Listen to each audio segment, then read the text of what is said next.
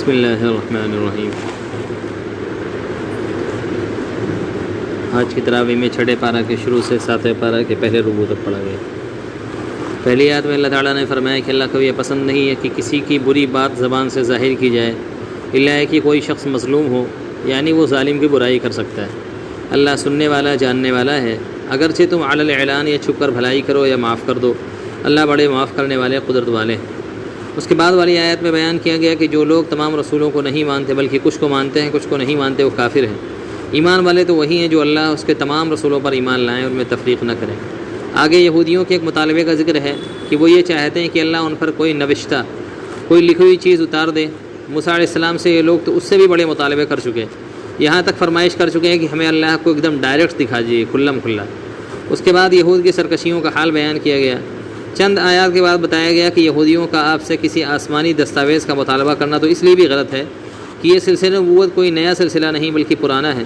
قدیم انبیاء کو تو یہود کسی شرط کے بغیر تسلیم کر چکے اور آپ کے معاملے میں شرط رکھ رہے ہیں، یہ ان کا بیجا اور غلط مطالبہ ہے، جبکہ ہم نے آپ پر اسی طرح وحی نازل کی جس طرح حضرت نوح علیہ السلام، اس کے بعد دوسرے پیغمبروں پر نازل کی تھی، ابراہیم علیہ السلام، اسحاق علیہ السلام، یعقوب علیہ السلام اور ان کے اولاد میں عیسیٰ علیہ السلام، ایوب علیہ السلام، یونس علیہ السلام، ہارون علیہ السلام اور سلیمان علیہ السلام۔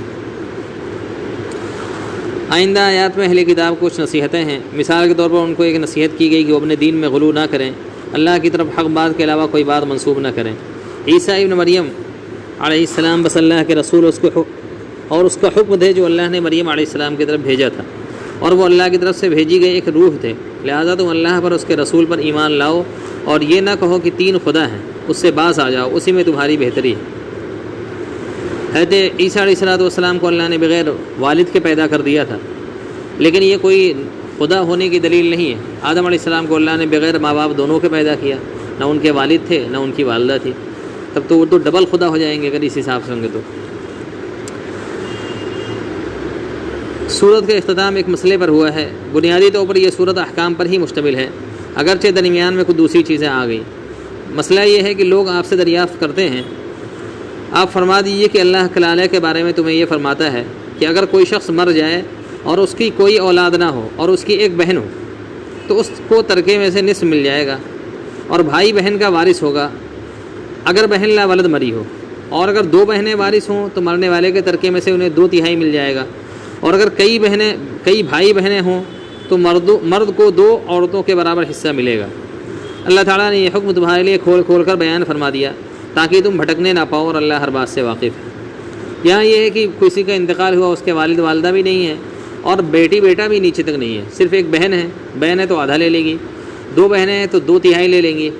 اگر کوئی اسبا ہوتے ہیں، اسبا کہتے ہیں وہ مذکر رشتہ دار جو حصہ دینے کے بعد جو بچتا ہے سب کچھ لے لیتے ہیں، اور اگر بھائی بہن ہی صرف ہیں تو بھائی کو ڈبل ملے گا، بہن کو سنگل ملے گا۔ اب سورہ مائدہ کا آغاز ہوتا ہے۔ اس سورت کے 3 بنیادی مضامین ہیں: مسلمانوں کو مذہبی، تمدنی اور سیاسی ہدایات، مسلمانوں کو عدل و انصاف کے راستے پر قائم رہنے کی تلقین، اور اہل کتاب کو تنبیہ اور فہمائش۔ سورت کا آغاز اس سے ہوتا ہے کہ ایمان والو عہد پیمان پورے کیا کرو۔ وعدہ کرنا یہ بھی ایک قسم کا قرض ہے۔ ایک حدیث میں ہے العیدۃ دین، اگر کوئی غلط کام کا وعدہ نہیں ہے، صحیح کام کا وعدہ ہے تو اس کو پورا کرنا ضروری ہے۔ تمہارے لیے تمام جانور حلال کر دیے گئے سوائے ان کے جو آگے بتلائے جائیں گے۔ اس کے بعد والی آیات احرام کی حالت میں شکار کی ممانعت اور دوسرے مضامین پر مشتمل ہے۔ پھر حرام جانوروں کا ذکر ہے کہ تم پر حرام کیا گیا مردار جانور، خون، سور کا گوشت اور وہ تمام جانور جو اللہ کے نام کے علاوہ پر ذبح کیا گیا ہو، اور وہ جانور جو گھلا گھوٹ کر یا چوٹ کھا کر یا اونچائی سے گر کر یا ٹکرا کر مر گئے ہوں یا اس کو کسی درندے نے پھاڑ کھایا ہو تو وہ بھی حرام ہو جائیں گے، الا ہے کہ تم نے اسے زندہ ذبح کر لیا ہو۔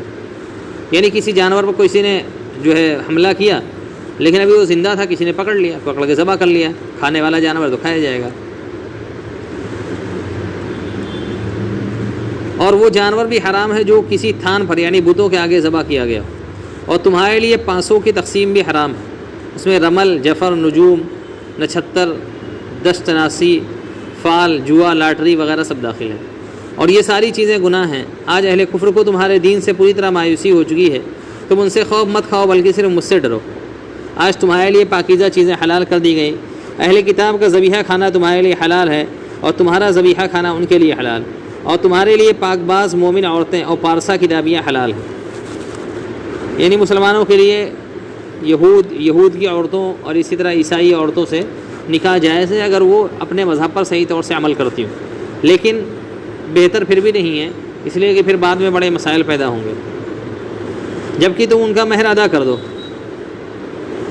علماء کی رائے ہے کہ وہ اہل کتاب اور مذہب پر قائم نہیں، اس لیے کتابی عورتوں سے نکاح جائز نہیں۔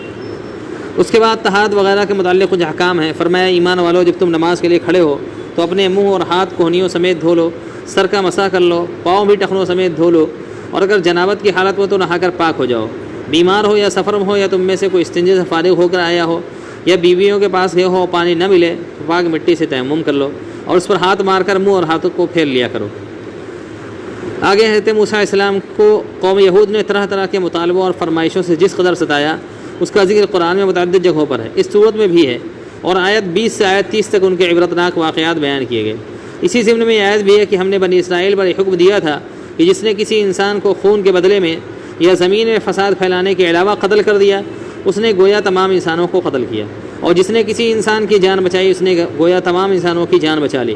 اور اللہ اس کے رسول سے لڑنے والوں کے لیے حکم ہے، جو لوگ اللہ اس کے رسول سے لڑتے ہیں اور ملک میں فساد پھیلاتے پھرتے ہیں ان کی سزا یہی ہے کہ وہ قتل کیے جائیں یا سولی پر چڑھا دیے جائیں یا ان کے ہاتھوں پاؤں ایک دوسرے کے مخالف سم سے کاٹ دیے جائیں یا انہیں جلا وطن کر دیا جائے۔ کچھ آگے فرمایا ایمان والو اللہ سے ڈرو اور اللہ تک رسائی کا کچھ وسیلہ تلاش کرو اور اللہ کی راہ میں جد و جہد کرو، شاید تم کامیابی حاصل کر لو۔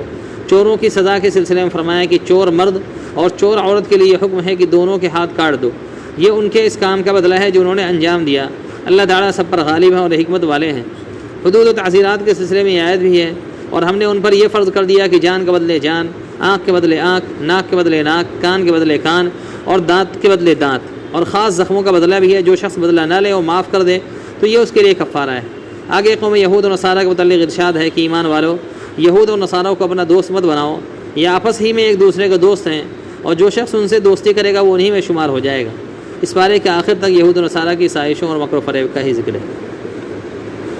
اللہم صلی علی سیدنا مولانا محمد وبارک وسلم۔ اللہ ہمارے تمام گناہوں کو معاف فرما، اللہ ہماری تمام سیئات سے عفو درگزر فرما، ہر قسم کی بیماری پریشانیوں سے ہم سب کے حفاظت فرما، ہم تمام کا خاتمہ کل ایمان پر نصیب فرما۔